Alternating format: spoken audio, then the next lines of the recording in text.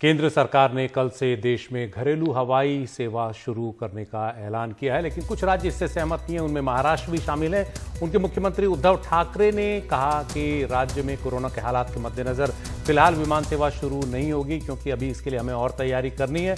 लेकिन अब से कुछ देर पहले हमारे कार्यक्रम हम लोग में महाराष्ट्र मंत्री नवाब मलिक ने कहा कि कल उड़ानें शुरू होंगी। 25 उड़ानें मुंबई से रवाना होंगी और 25 विमान जो हैं उतरेंगे। एनडीटीवी से बातचीत में हम लोग कार्यक्रम के दौरान उन्होंने ये बात कही। पहले सुनाते हैं उनका ये बयान। आप कह रहे हैं कि कल 25 उड़ानें यहां से जाएंगी और 25 लैंड होंगी, यानी कि मुंबई एयरपोर्ट तैयार है उड़ान भरने और उड़ान लैंड करने के लिए?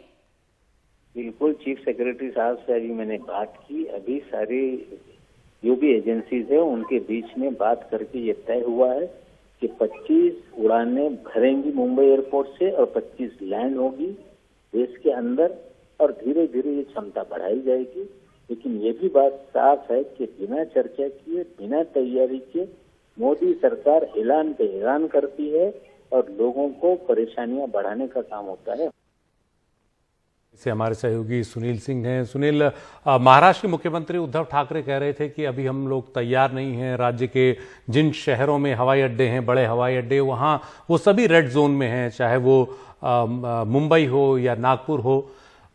इस बीच नवाब मलिक का ये बयान आ गया। क्या है वस्तु स्थिति? क्या कल से उड़ानें शुरू हो रही हैं मुंबई में या महाराष्ट्र के और भी एयरपोर्ट्स पर?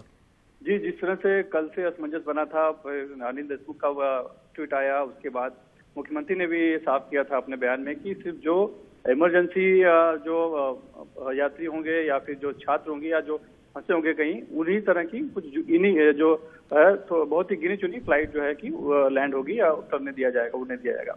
लेकिन अब जो है कि नवाब मलिक ने साफ कर दिया है और उन्होंने स्पष्ट तौर पर बोला है कि फैसला हो चुका है। 25 जो है हवाई उड़ानें वो यहाँ से उड़ेंगी और फिर यहाँ से उतर सकेंगी, इसकी अनुमति दे गई है। इस पर एक बीच का एक रास्ता तय हो गया है।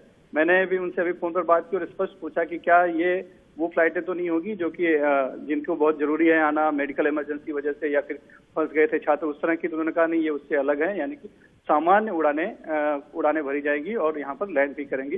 तो ये अब साफ हो गया है स्थिति। और उनका कहना है कि सचिव स्तर पर पूरी इसकी बात हुई है सभी संबंधित एजेंसियों से, सिविल एविएशन से, और रास्ता साफ कर दिया गया है। और क्या उसमें थोड़ी शर्तें होंगी, क्या अड़चने होगी, वो थोड़ी देर में साफ हो पाएगा और धीरे धीरे इन 25 उड़ानों से ज्यादा आगे बढ़ाया जाएगा ग्रेजुअली, कि और उड़ानें बढ़ाई जाएंगी जैसी आवश्यकता होगी। जी सुनील, लेकिन रेड जोन में जितने भी इलाके हैं वहां पर लास्ट माइल कनेक्टिविटी नहीं है, जो बात उद्धव ठाकरे कह रहे हैं। टैक्सी नहीं चल रही है, सार्वजनिक परिवहन सेवाएं नहीं चल रही, तो ये लोग एयरपोर्ट से अपने गंतव्य तक, घरों तक कैसे जाएंगे? क्या इसकी कोई तैयारी की बात?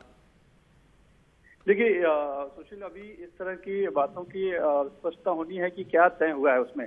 लेकिन हम जैसा कह रहे थे कि एक विरोधाभास था कल से ही राज्य सरकार के आदेश पे कि वो रेलवे को तो चलने दे रही है, तो रेलवे भी जो विशेष रेलगाड़ियां जो आ रही हैं दिल्ली से, वो मुंबई सेंट्रल जा रही हैं। उसके बाद यात्री जो है अपने अपने गंतव्य स्थानों पर जा रहे हैं। तो जैसे उस तरह की व्यवस्था है वैसी व्यवस्था ट्रेन में भी की जाए, माफ कीजिए प्लेन के लिए भी की जा सकती है। लेकिन ट्रेन को रेलवे को इजाजत है और प्लेन को इजाजत नहीं है, तो एक विरोधाभास था। तो अब उस विरोधाभास को खत्म कर दिया गया और ये अनुमति दी गई है कि कम से कम 25 फ्लाइट जो है कल से उड़ान भरेगी और 25 यहाँ पे लैंड कर सकती है।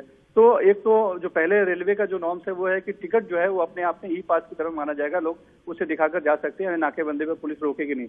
लेकिन वो अपने वाहनों से बहुत से लोग जाएंगे, या फिर जिस तरह से दिया गया है टैक्सी, और एक टैक्सी में 1 से 2 आदमी बैठ सकते हैं, उस तरह की कुछ व्यवस्था की जाएगी। वो अभी स्पष्ट नहीं है, लेकिन वो भी हो सकता है शाम तक बहुत ही चीजें साफ हो जाए कि उनको चलने के लिए क्या व्यवस्था की जाएगी। हालांकि ये दिक्कत जरूर है क्योंकि लोकल ट्रेन नहीं चल रही है मुंबई में, इमरजेंसी सेवा के लिए सरकार मांग कर रही है, फिर भी केंद्र सरकार की तरफ से अभी तक इजाजत नहीं मिली है। बसें जो चल रही हैं वो बहुत ही सीमित हैं और सिर्फ जो अत्यावश्यक सेवा से जुड़े हुए लोग हैं वही उन बेस्ट बसों में यात्रा कर सकते हैं।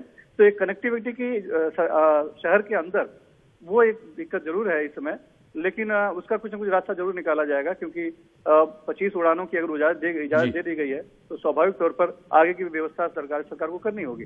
जी शुक्रिया सुनील। तो अब इंतजार है आगे और आज क्या स्पष्टता आती है महाराष्ट्र सरकार के इस फैसले में।